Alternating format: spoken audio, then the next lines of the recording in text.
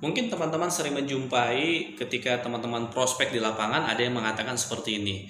Semua asuransi itu sama saja, semua asuransi itu sama saja. Di awalnya manis-manis, akhirnya nanti banyak dengan pahit seperti itu.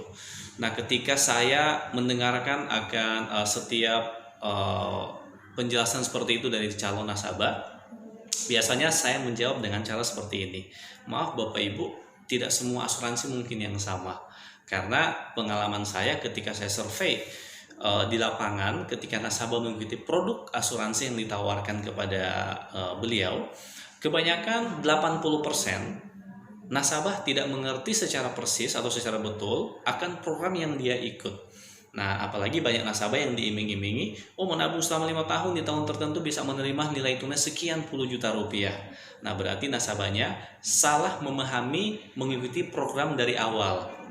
Karena yang namanya asuransi, yang pasti di situ adalah pertanggungannya atau uang pertanggungan. Itu adalah nilai yang pasti. Sedangkan rupiah yang akan diterima kalau dia ikut produk asuransi dalam bentuk unit link, itu nilainya masih nilai perkiraan.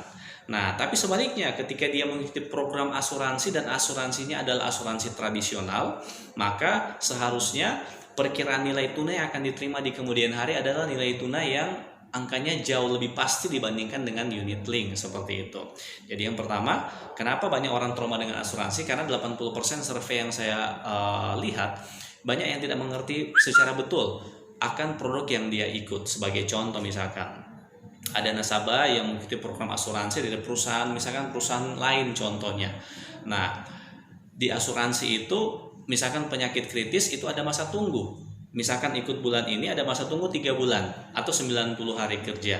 Banyak nasabah yang tidak tahu dengan aturan main seperti itu. Nah, kemudian ada juga yang mengikut sertakan produk investasi unit link dengan yang namanya perlindungan atau cover kesehatan.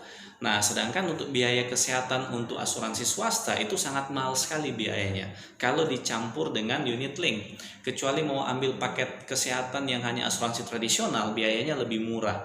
Oleh karena biaya asuransi kesehatan rawat inap ini mahal, nah, dan dicampur dengan produk investasi unit link, maka saya ragu dengan nilai tunai yang akan diterima di kemudian hari. Karena kebanyakan biaya-biayanya itu dipakai untuk membayarkan asuransi rawat inap atau kesehatan. Sehingga ketika misalkan kita berjumpa dengan nasabah, posisi kita sebenarnya adalah sebagai pemberi solusi kepada nasabah di kemudian hari.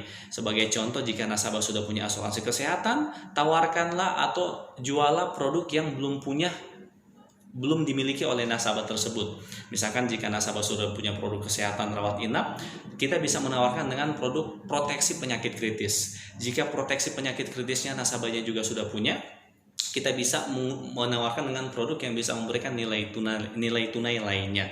Dan jika mereka misalkan sudah punya misalkan asuransi proteksi seperti kalau di kita itu namanya SC, maka kalau diambil juga di perusahaan yang lain misalkan dengan produk yang sama, ketika mau diklaim di kemudian hari bisa cair berbarengan.